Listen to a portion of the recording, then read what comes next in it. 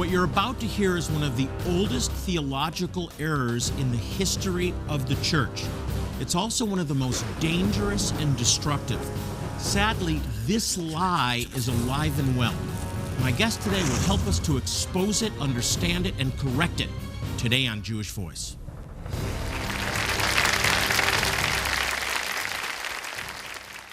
You're saying that if the church had embraced the Jewish people and this theology had not come into the church, that the Crusades would have been prevented, the Holocaust would have been prevented? Yes, the history of anti-Semitism would have been impossible because the church would have been an Israel-oriented church.